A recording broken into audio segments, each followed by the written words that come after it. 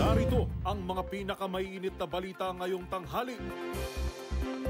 3 araw na civilian mission sa West Philippine Sea, umarangkada na. China, pinagsosori sa paglabag sa anti-wiretapping law ng kanilang diplomat. Commission on Elections, hinimok ang Kongreso na bigyan sila ng kapangyarihan na maghigpit sa pagtanggap ng COC. Sa MBC TV correspondents, graduating student patay matapos tamaan ng kidlat sa Tarlac. Sa MBC TV Sports, strong group balik aksyon para irepresenta ang Pilipinas sa Jones Cup. At sa Showbiz Spotted, Gigi Delana nagluluksa sa pagpanaw ng kanyang ina dahil sa sakit na breast cancer.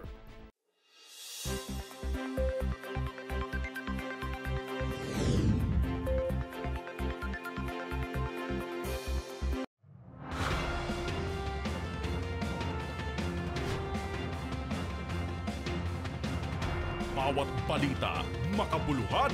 Bawat kwento, makapangyarihan. Boses ng Pilipino para sa Pilipino. Live mula sa MBC TV Studio. MBC TV Network News.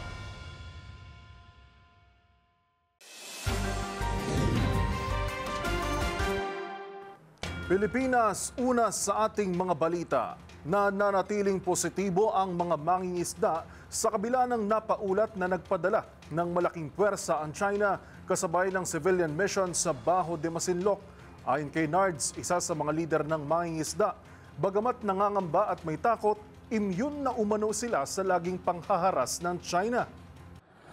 Immune na po kami sa ganyang bagay dahil lagi naman tuwing palaot po namin ay talaga naman pong wis buhay po ang aming paghahanap buhay sa karagatan kung bakit yung takot na tinatanong niyo po ay immune na po kami sa bagay na yan. Samantala, ipinagpapa sa Diyos naman ni Kuya Ronnie, caretaker ng barkong FB Bengbeng 1 ang nakaambang panganib sa kanilang paglalayag. Well, hindi ba kayo kinakabahan sa maaaring datnan ninyo ron? Ay medyo kinakabahan din po, kaya lang andyan naman ang Panginoon Diyos, siya na lang po ang bahala sa atin. Ano?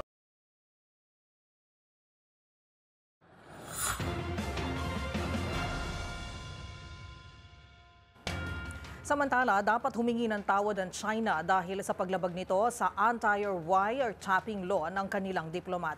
Ito'y kaugnay pa rin ng banta nito sa di umano'y audio recording ng pakikipag-usap ng diplomat sa isang opisyal ng Sandatahang Lakas ng Pilipinas para sa sinasabi nitong new model sa West Philippine Sea. Narito ang balita ni Raymond Dadpaas.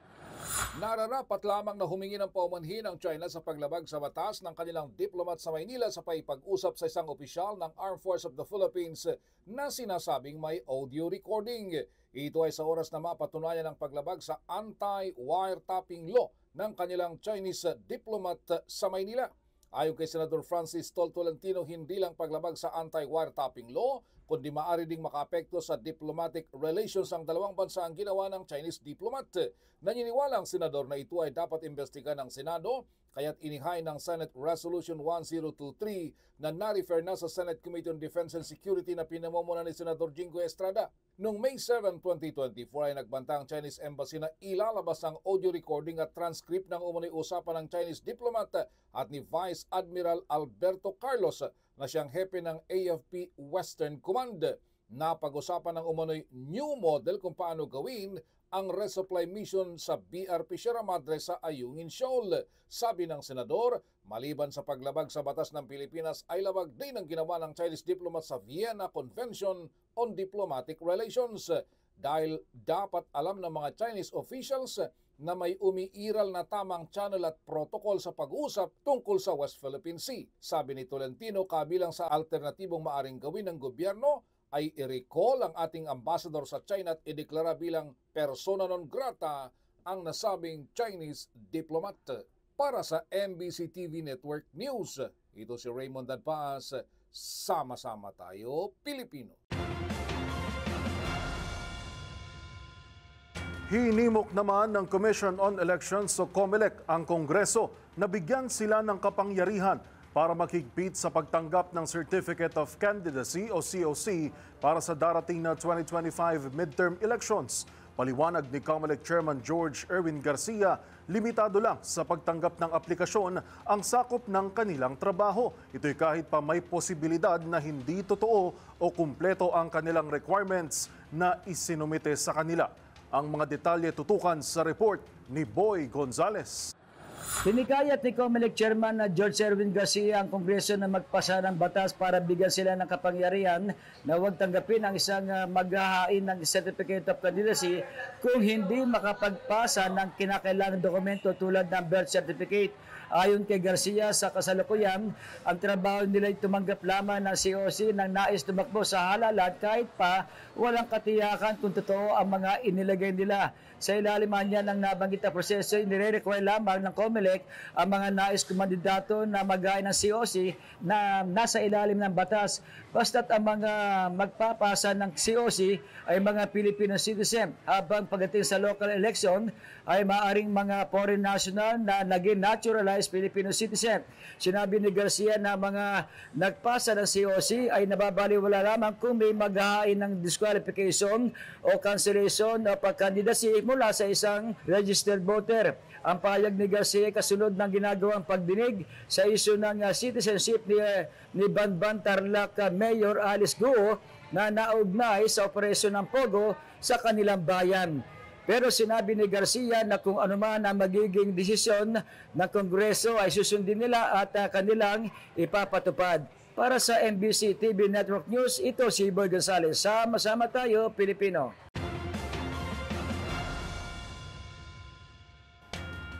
Sa ibang balita, ipinagtanggol naman sa Kongreso ang pagpapatawag sa dating economic advisor ni dating Pangulong Rodrigo Duterte na si Michael Yang.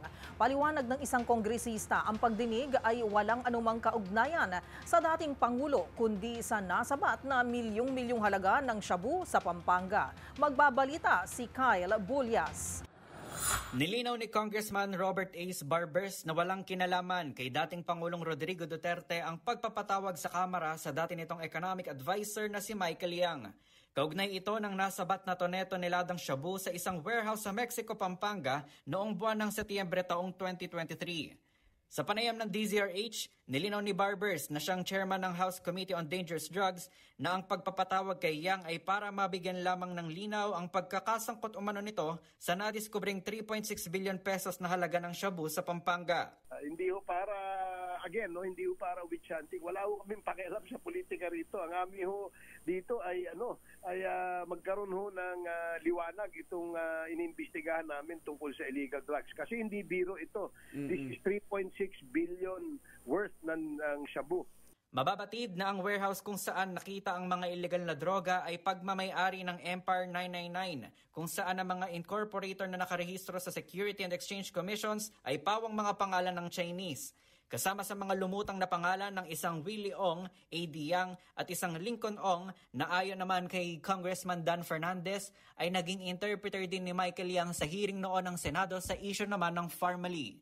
Bukod dito, sinabi ni Barbers na pangunahing tinitignan sa isyong ito ang patuloy na pagpasok ng mga toneto niladang droga sa bansa at kung paano nakakakuha ng mga dokumento ang mga may-ari nito para makapagpanggap na sila ay mga Filipino citizen. Para sa MBC TV Network News, ito si Kyle Bulyas. Sama-sama tayo, Pilipino.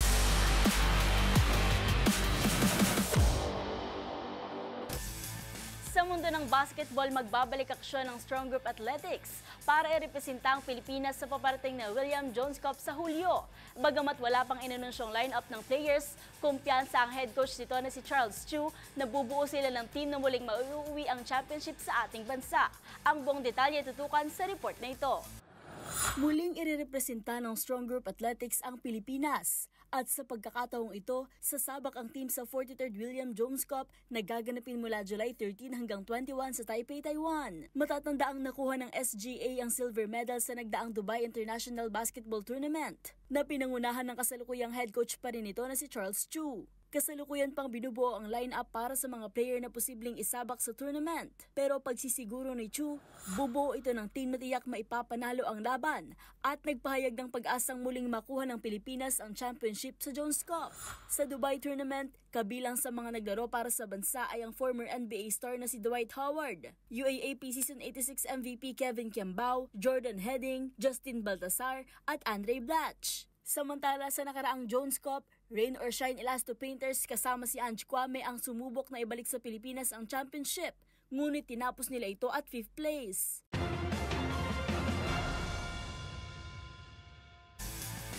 Sa aking pagbabalik, NU, susubukang makuha ang parehong gold sa UAAP Season 86 Women's at Men's Volleyball Tournament.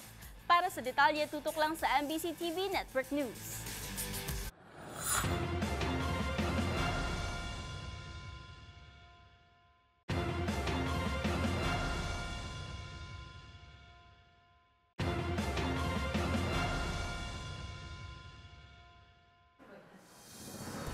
Narito pa ang mga balitang dapat nyong abangan. Zero backlog sa plaka at driver's license, target ng LTO sa Hulyo.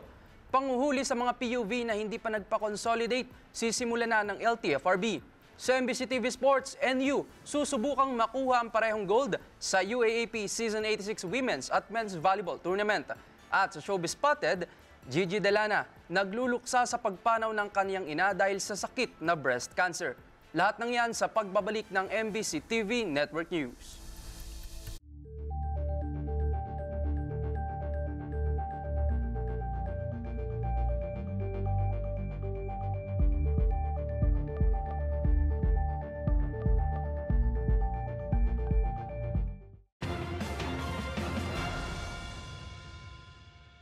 Tiniyak naman ng Land Transportation Office o LTO na wala ng backlog sa lisensya at plaka pagpatak ng Hulyo.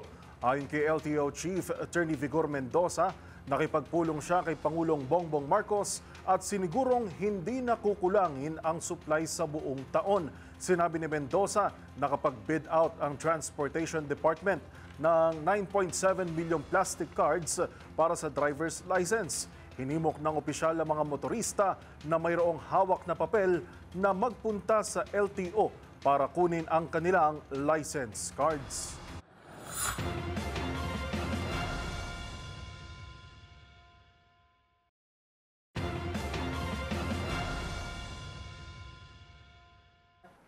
Ibinida naman ng Philippine National Police Anti-Cybercrime Group na bumaba ng halos 30% ang cybercrime cases sa bansa, kabilang na ang online investment at phishing scams. Ang buong detalye pakinggan sa ulat ni Val Gonzalez.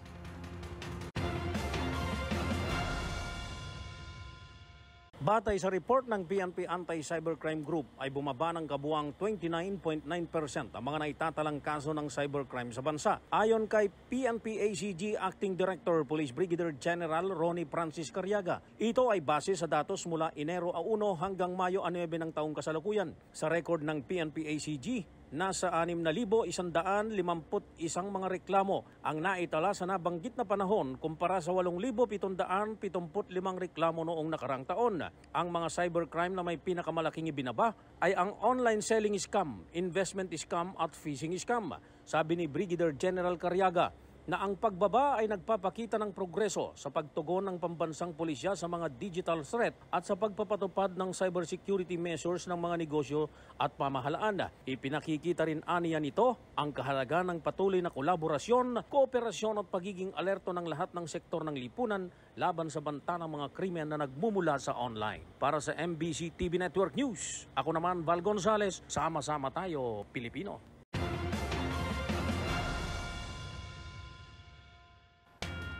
Samantala, inaasahan naman ang muling pamamayagpag ng shipbuilding industry sa Pilipinas matapos selyuhan ang lease partnership agreement sa Subic kasama ang mga kumpanyang US-based company na Cerberus at Hyundai mula sa South Korea. Ang mga detalye alamin sa report ni Let Narciso.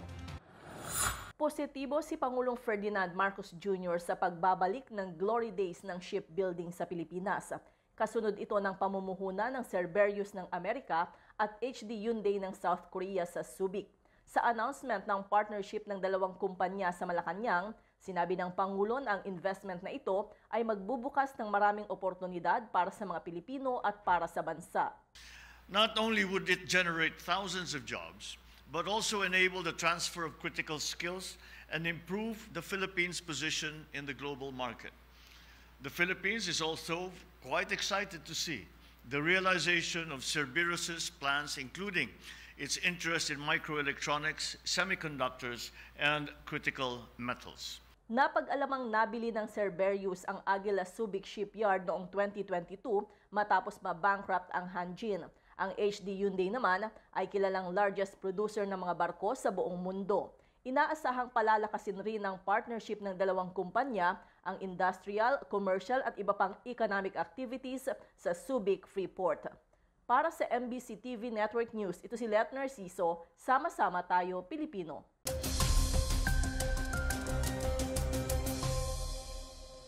Magandang tanghali Pilipinas.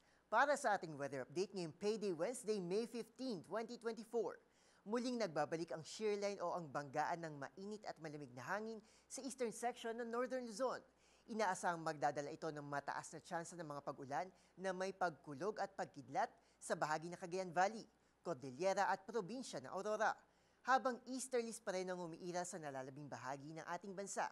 As usual, maalinsangang panahon at maximum forecast temperatures pa rin ang dapat nating asahan, lalo na ngayong tanghali hanggang mamayang 4 p.m. Magbaon pa rin po ng payong bilang panangga sa init ng araw, pati na rin sa mga biglang pagbuhos ng ulan sa hapon at gabi, dulot naman ng localized thunderstorms. Sa City of Pines, maglalaro ang temperatura mula sa malamig-lamig na 17 to 25 degrees Celsius ngayong araw, habang sa Tacloban City at dito sa Metro Manila, bahagyang mas malamig din na 33 degrees Celsius na maximum forecast temperature ang inaasahan. Habang sa Zamboanga Peninsula at Davao area, mainit na 35 degrees Celsius pa rin ang mararamdaman. Para sa ating heat index forecast, tinataya pa rin ang mainit at delikadong 45 to 47 degrees Celsius na heat indices sa bahagi ng Dagupan, Rojas City, Pili at Bacnotan sa La Union, habang sa Science Garden sa Quezon City, inaasahan naman ang mainit din na 42 degrees Celsius na heat index. As always, iba yung pag-iingat pa rin po at uminom ng maraming tubig. Para naman sa weather forecast sa susunod na 3 araw, bisitahin natin ang summer capital of the Philippines, ang Baguio City, kung saan magiging mataas ang tsansa ng mga pag-ulan bukas. Bunsod pa rin ang umiiral na shear line. Pero pagsapit ng Biyernes at Sabado, muling magbabalik ang maaliwalas na kalangitan at mainit na panahon. Habang maglalaro naman ang temperatura mula 17 to 26 degrees Celsius. Batay naman sa ulat ng Pag-asa kahapon, it's official. Kung napapansin ninyong medyo napapadalas na rin ng mga pag-ulan nitong mga nakalipas na araw, yan po ay dahil kasalukuyan na tayong nasa transition period, papasok sa panahon ng tag-ulan. At kasabay nito ang posibleng pagsisimula ng La Nina season sa darating na Hunyo na lalakas sa bandang Nobyembre at Disyembre. Siyempre, para sa mga pinakuling balita sa lagay ng ating panahon, manatiling nakatutok dito lamang sa MBC TV Network News. Ito po si Arnold Herrera. Sama-sama tayo, Pilipino.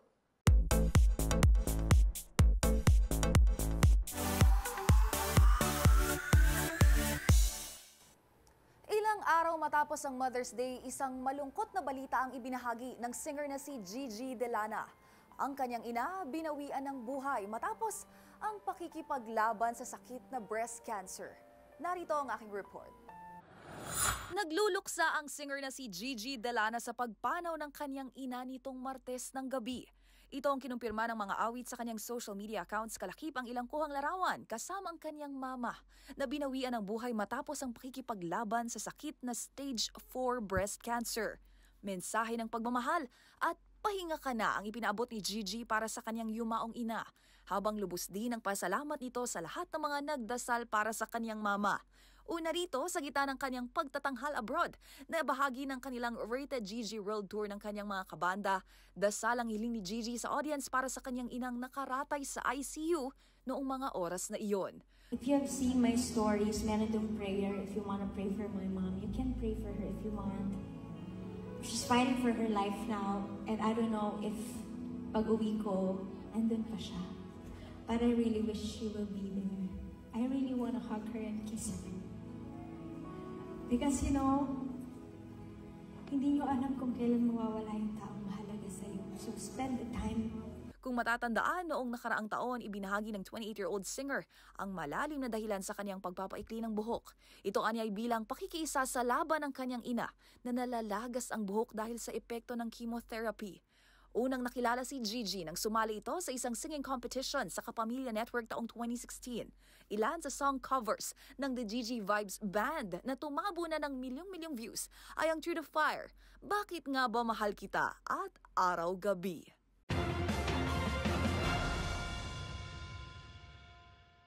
At sa aking pagbabalik sa halagang ₱250,000, binili ng content creator at kolektor na si Boss Toyo ang famous Best Child Actor Trophy ni Nino Mulak. Manatiling nakatutok dito lang sa MBC TV Network News. BRB!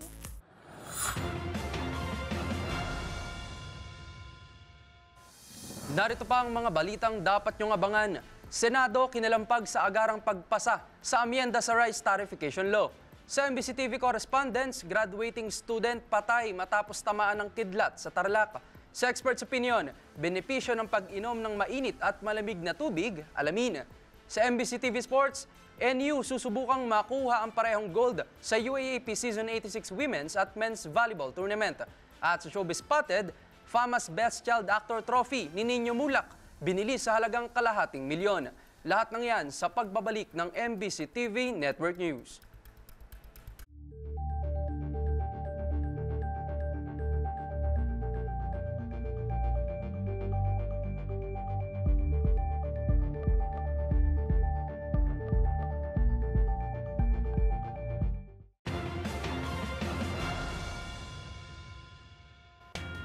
Hindi umano may tuturing na provocation o panguudyok sa China ang paglalayag ng civil society group sa West Philippine Sea.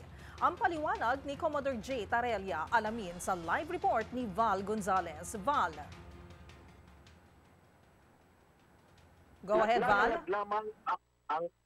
Miss Karen, naglalayag lamang ang atin ito coalition sa isang karagatan o lugar na bahagi ng exclusive economic zone ng Pilipinas. Itong iginiit ni West Philippine Sea spokesperson at Philippine Coast Guard Commodore J. Tarella. Sa tingin ng ilan na maring iugnay sa provocation o pang-udyok ang pagtungo ng civilian convoy sa Baho de Masinloc sa West Philippine Sea. Sa katatapos na press conference on WPS na inorganisa ng Philippine Information Agency, sinabi ni Tariola na malinaw na ang China ang matagal nang nagpapakita ng provocation sa mga isla na pagmamay-ari ng Pilipinas. Narito si Commodore Tariola. Now, as a reason of the provocation of China. The level of escalation of tension, the provocation of China since then and now remains to be the same. The only reason why we're talking about this, it's because our president believes that it is the responsibility of the national government to tell the Filipino people what's really happening in the West Philippine Sea and what is at stake in the West Philippine Sea. Hindi dahil nag-ingay ang media. Sa ngayon, bukod sa aircraft ay nagtipay na rin ng 10 Coast Guard vessels ang PCG para alalayan at i-monitor ang paglalayag ng civilian initiated resupply mission. Mula sa Quezon City, para sa MBC TV Network News, sa Proman Val Gonzalez, sa Amat-Ama Tayo, Pilipinas.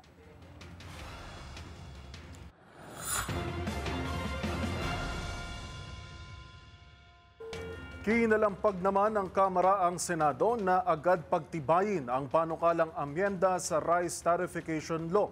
Paliwanag ng isang kongresista, kinakailangan ng agarang aksyon lalo't makatutulong itong mapababa ang presyo ng bigas, kabilang na ang gasto sa pagsasaka. Ang detalye alamin sa report ni Milky Irigunan. Umapela ang mga leader ng Kamara sa mga senador na agad aprobahan ang panukalang amyenda sa Rice Tarification Law na naglalayong tulungan ang mga lokal na magsasaka at mapababa ang presyo ng bigas sa mga pamilihan. Ang House Assistant Majority Leader Micaela Swansing, layunin ng RTL na mabigyan ng akses ang mga pinakamahihirap na pamilyang Pilipino sa mas murang halaga ng bigas at matulungan ang mga magsasaka na mapababa ang kanilang cost of production. Inaprobahan ng Kamara kahapon ang panukala sa second reading at inaasang aprobahan sa ikatlo tuling pagbasa bago ang Senate adjournment ng 19th Congress sa susunod na linggo. Matatandaan tutol si Senator Cynthia Villar sa pagbabalik ng kapangyarihan ng National Food Authority na muling makapag-angkat at makapagbenta ng bigas dahil ito sa issue ng korupsyon at pagkabigo umano ng NFA na protektahan ang kapakanan ng mga magsasaka at consumers. Sa panig ni Bataan 1st District Representative Geraldine Roman, marami sa mga magsasaka ng bigas ang tutol sa kasalukuyang bersyon ng RTL kaysa si Roman sa panawagan ng mga senador lalo na kay Villar na siyang tagapamuno ng Senate Committee on Agriculture and Food na rekonsidera ang kanyang posisyon. Para sa MBC TV Network News, ako si Milk Regunan. Sama-sama tayo, Pilipino. Samantala, tiniyak naman ni Pangulong Bongbong Marcos ang mas pinaigting na kampanya kontra terorismo. Ang mga detalye tutukan sa ulat ni Arnold de Herrera. Makakaasa ang mundo, nakaisa nila ang Pilipinas sa ilalim ng pamumuno ni Pangulong Bongbong Marcos sa paglaban at pagpigil sa puwersa ng terorismo. Ito ang tiniyak ni Department of the Interior and Local Government Secretary Benjamin Abalos Jr. sa harap ng world leaders sa ika-33 pulong ng United Nations Commission on Crime Prevention and Criminal Justice sa Vienna, Austria. Sa kanyang talumpati, ibinahagi ni Abalos ang comprehensive at holistic approach ng Administrasyong Marcos Jr. Kabilang na ang pagpapalakas ng palitan ng intelligence reports sa pagitan ng mga otoridad, pati na rin ang region at global-wide na kooperasyon at BIDA project na naglalayong ilayo ang publiko sa mapaminsalang bisyo. Ibinida rin ng kalihim ang pagkakasabat ng nasa halos 600 milyong piso ng ilegal na droga sa nakalipas na 2 taon. Patunay sa epektibong supply and demand reduction strategy ni Pangulong Bongbong Marcos. Maliban dito, iginiit din ni Abalos ang commitment ng presidente na palakasin ang criminal justice system at crime prevention na nakahanay sa pagkakaisa ng mga bansa, pagkamit na kapayapaan at pagsunod sa international law. Patunay rito ang bid ng Pilipinas para sa isang non-permanent seat sa UN Security Council para sa taong 2027 to 2028. Para sa MBC TV Network News, ito si Arnold Herrera. Sama-sama tayo, Pilipino! Kasado na ang job fair ng Department of Tourism o DOT na makatutulong para sa mga empleyadong apektado ng pagsasara ng luxury hotel na Sofitel sa Pasay City. Pakinggan natin ang buong detalye mula kay Nicole Lopez. Nangako ng tulong ang Department of Tourism sa mga empleyadong apektado ng pagsasara ng Sofitel simula July 1. Ayon kay Tourism Secretary Cristina Frasco, ito'y bilang pasasalamat ng gobyerno sa serbisyo ng Sofitel na malaki ang iniambag sa tourism industry ng Pilipinas sa loob ng halos 5 dekada. Bilang tulong, sinabi ni Frasco na magsasagawa sila ng mga job fair sa mga empleyado at tiniyak ang kanilang tulong sa anumang paraan. Nagpasalamat naman si Philippine Plaza Holdings President Esteban Peñasi sa alok na tulong na ito ng DOT. Maging ang management nga raw ng Sofitel ay magbibigay ng training seminars sa kanilang mga manggagawa upang maging handa sila sa mga susunod nilang trabaho. Kinumpirma rin ni Peñasi na nagbigay na rin sila ng separation packages para sa kanilang mga empleyado. Una rito inanunsyo ng Sofitel na hanggang June 30 na lamang ang kanilang operasyon at tuluyan ang magsasara pagsapit ng July 1. Para sa MBC TV Network News, ito si Nicole Lopez. Sama-sama tayo, Pilipino.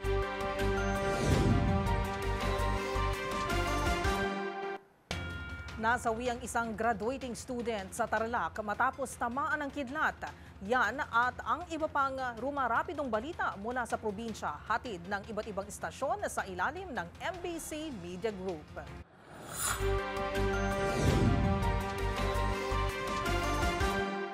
Hindi na umabot ng buhay sa paggamutan ng isang binatilyong graduating student matapos itong masawi ng tamaan ng kidlat. Ang biktima ay nakilalang si Justin Corpus, 17 anyos, grade 12 student at residente ng Barangay Kayasan, Kamiling, Tarlac. Ayon sa report ni Kamiling Acting Chief of Police Major Perfecto Di Mayo Jr., umulan ng malakas kamakalawa ng hapon kaya dali-daling lumabas ng bahay si Justin para isilong ang kanilang mga alagang baka na nasa bukid. Pero bago pa ito nakarating sa pinagtatalian ng kanilang mga alagi, biglang kumidlat at tinamaan ng biktima na siya nitong ikinamatay. Para sa MBC TV Network News, ito si Freddy Pajardo. Sama-sama tayo, Pilipino. Balita mula sa Davao del Norte. Hindi na nailigtas ang isang lalaki na sinasabing inatake sa puso habang nagmamaniho ng kanyang motorsiklo Lunes ng umaga sa Mangkilam, Tagum City, Davao del Norte. Base sa nakuhang driver's license, nakilala ang biktima na si Ryanir Hoxon Cruz, nakatira sa Purok 12-A Sagayen, Asuncion, Davao del Norte. Sa investigasyon ng kapulisan, posibleng atake sa puso ang kinamatayan ng biktima matapos bigla na nahulog ito sa motor. Sa ngayon, isailalim sa autopsiya ang bangkay ng biktima upang malaman kung ano talaga ang dahilan ng kanyang pagkamatay. Para sa MBC TV Network News, ito si June Soter. Sama-sama tayo, Pilipino! Tuluyan ng winakasahan ng isang miyembro ng New People's Army sa Samar o isang underground mass organization ang kanyang ugnayan sa Communist Terrorist Group nang magdesisyon ito na magbalik loob sa otoridad. Nagtungo ito sa impila ng 81st Maneuver Company sa Barangay Garden Artiche, Eastern Samar upang sumuko. Ayon sa report ng PNP, ang matagumpay na pagbabalik loob ay resulta pa rin ito sa patuloy na panawagan ng otoridad at pagsisikap ng mga tauhan ng kapulisan na mahikayat pa ang iba pang NPA na bumaba na upang magbalik loob, kung saan agad naman na nakatanggap ng tulong itong NPA na financial assistance mula sa mga pulis. Nasa kustodiya ito ngayon ang 81st Maneuver Company habang pinoproseso naman ang kanyang pagsasailalim sa Enhanced Comprehensive Local Integration Program ng gobyerno para sa kanyang pagsisimula ng bagong buhay. Sa kabila naman, ang pagdami naman nagbalik loob na sa Samar ay tuloy-tuloy pa rin ang kampanya laban sa insurgency sa buong Samar. Para sa MBC TV Network News, ito si Jane Galit Bantayan. Sama-sama tayo, Pilipino. Ngayong tag-init pa rin at nagtataasan ng heat index sa iba't ibang panig ng bansa, patuloy na nagpapaalala ang mga otoridad sa pag-inom ng tubig bilang pangontra sa matinding init at kasabay nito ang walang kamatayang debate kung alin nga ba sa dalawa ang mas mainam sa ating katawan, mainit o malamig na tubig. Ang benepisyo ng mga ito, alamin sa expert's opinion ni Rovic Manuel. Benepisyo ng pag-inom ng mainit at malamig na tubig, alamin. Ngayong tag-init na naman sa Pilipinas, walang sawa sa pagpapaalala ang Department of Health sa publiko na uminom palagi ng tubig. Pero syempre, hindi pa rin mawawala ang debate sa kung alin nga ba ang dapat nating inumin, mainit na tubig o malamig. Madalas nating marinig sa iba na mas nakakasama raw ang pag-inom ng malamig na tubig, lalo kung may ubo at sipon, bagay na napatunayan din sa pag-aaral ni Sasakhetu et al. Maliban dito, lumabas din sa isang Chinese study noong 2012 na mas nagiging mahirap ang pagdaloy ng pagkain sa lalamunan kapag sinabayan ng malamig na tubig. Gayunpaman, walang ebidensya nagpapatunay na masama ito sa kalusugan, lalo na bilang pamatid-uhaw ito ngayong mainit ang panahon.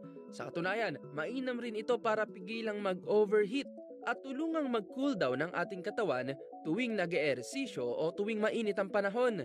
Sa kabilang banda naman, maganda rin ang pag-inom ng maligamgam at mainit na tubig ayon sa mga eksperto. Lalo't nakatutulong ito sa pag-improve ng daloy ng ating dugo, pag-soothe ng ating lalamunan, pagtunaw ng plema kung may ubo, at pag-regulate ng ating digestion.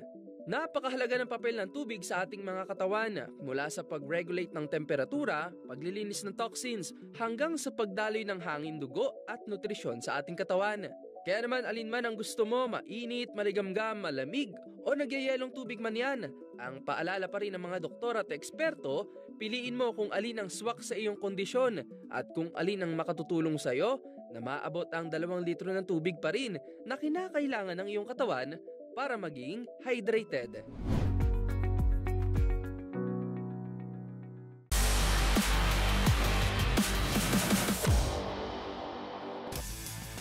Sa mundo ng volleyball, ilang oras na lang, malalaman na natin kung may iwi ba ng NU ang titulo sa UAAP Season 86 Women's and Men's Volleyball Tournament o i-extend pa ng UST ang laban dahil isang panalo na lang ang kailangan ng Bulldogs at Lady Bulldogs para tuluyang makagawa ng kasaysayan bilang unang team na makapag-uwi ng ginto sa parehong tournament. Ang mga dapat tutukan sa report na ito. Susubukan ng National University na gumawa ng kasaysayan sa UAAP Men's and Women's Volleyball. Umaasa ang parehong NU Lady Bulldogs at Bulldogs na matuldukan nito ang Season 86 16th mamaya sa Game 2 kontra University of Santo Tomas. Kung mangyayari ito, ang NU na ang team na may parehong gold sa men's and women's volleyball na huling nagawa ng Ateneo de Manila University noong Season 77 pa. Matatandaang sa Game 1 ng tapatang Bulldogs at UST Golden Spikers, dinumina ng Blue Shirts ang laban in 3 sets. Habang ganito rin naman ang naging tagpo sa laban ng Lady Bulldogs at Golden Tigresses. Kaya naman hindi na gusto bang palampasin ng kupunan at tapusin ang laban sa Game 2. Siguro for Game 2, kailangan hindi kami makampante. Kailangan isipin namin na syempre UST yan, palaban yung team na yan. Kailangan yung mindset namin is, kailangan tapusin na namin sa Game 2. Katulad nung sa do or die, kailangan hindi na namin paabutin ng do or die pa. Huwag na kami maghanap ng challenge. Hanggat kaya namin tapusin ang Game 2, tapusin na namin. Sa kabila nito, siniguro naman ng UST head coach na si Kung Fu Reyes na babawi ang kanilang team. Yan ay kahit pa na early exit ang star player nitong si Angge Poyo sa unang game dahil sa ankle injury. Ang kailangan lang namin gawin is bounce back. Andito na kami, talagang win or go home na kami ng Wednesday. So talagang una muna, magre-reflect muna ulit itong mga bata at ganun din sa amin. So hopefully makabawi kami ng Game 2. Mamaya mangyayari na ang inaabangang Game 2 ng 4 na kupunan. Unang maglalaro ang men's team ng 2 p.m. na susundan naman ang women's sa 4 p.m.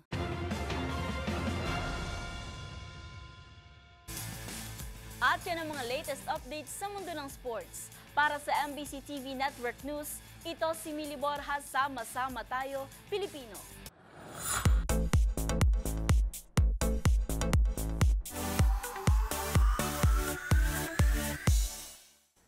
Isa na namang mahalagang gamit ng mga sikat ang napasakamay ng kolektor na si Boss Toyo. Yan ay ang isa sa 5 famous trophies ng tinaguriang Child Wonder of Philippine Cinema na si Nino Mulak. Ang iba pang detalye tutukan sa Showbiz Report na ito. 500! Ano, ba't bumibigil ka? Wala na, Labs. First pamas ko. Thank you. Sa halagang ₱250,000, binili ng content creator at kolektor na si Boss Toyo ang isa sa mga Best Child Actor Trophy ni Nino Mulak mula sa Filipino Academy of Movie Arts and Sciences of FAMAS. Sa latest episode ng Pinoy Pawn Stars, nangako si Boss Toyo sa dating child star at entrepreneur na i-display nito ang naturang trophy sa museum na kanyang itatayo. Kaalagaan mo yan. I-restore natin. I-restore mo. The one and only Nino Mulak. Sa inulit ko! Hindi lang isa yung ganyan ko, kaya binibenta kayo yung Boss Toyo. Hindi mo naman binenta, actually. Alak mo naman nagbenta na eh. Actually. Ang habol ko lang talaga is malagay sa museum. Maliban sa naturang tropeyo, dala rin ni Nino ang ilang theater lobby cards mula sa mga pelikula na kanyang pinagbidahan, kung saan nakasama nito ang ilang movie icons gaya ng tinaguriang hari ng pelikulang Pilipino na si Fernando Poe Jr. at comedy king Dolphy. 2 taong gulang pa lang daw si Nino nang unang umextra sa isang pelikula. Pero maliban sa pagiging aktor, ilang negosyo na rin ang naitayo nito gaya ng El Nino Apartment at ang kilalang Mulak Ensaymada. Samantala, bukod sa famous trophy na ito, ilan pa sa mga naunang binili ng kolektor na si Boss Toyo ay ang Gawad Urian Trophy ng dati ring child star na si Giro Manio mula sa pelikulang Magnifico. Suot na uniforms ng rap icons na sina Francis Magalona, Glock 9 at Chito Miranda sa music video ng 2005 hit song Bagsakan. At Kabaong na ginamit ni Ding Dong Dantes sa highest grossing Filipino film of all time na Rewind. Para sa MBC TV Network News, ito po ang iyong Showbiz Angel Angelica Cosme. Sama-sama tayo, Pilipino. Balik sa inyo, Karen and Joel. Maraming salamat, Showbiz Angel. At iyan po ang mga balitang aming nakalap ngayong araw ng Miyerkules. Ang bilis ng araw, biskay at patuloy pa rin yung ating paalala sa ating mga kababayan. Biglaan po ang buhos ng ulan, lalo na sa hapon, paggabi. Kaya talagang magdala lagi ng payong. Magpasalamat din pala tayo kay Matchpoint, Mili Borja, ayan, at kay Rovic. Ayan. Okay, so ingat-ingat po at happy lunchtime po sa inyo, sa mga kakain pa lang. At ito naman po si Karen Oyong. Magkita-kita tayong muli bukas, araw ng Huwebes, para sa mga balitang makabuluhan, mga kwentong makapangyarihan. Ito naman po si Joel Reyes, hatid ang boses ng Pilipino para sa Pilipino. Ito ang MBC TV Network News. Sama-sama tayo, Pilipino.